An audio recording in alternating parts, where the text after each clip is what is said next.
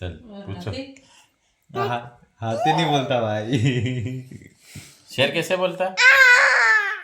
और बिल्ली और कुत्ता कैसे भौंकता कुत्ता? हाँ। और बकरी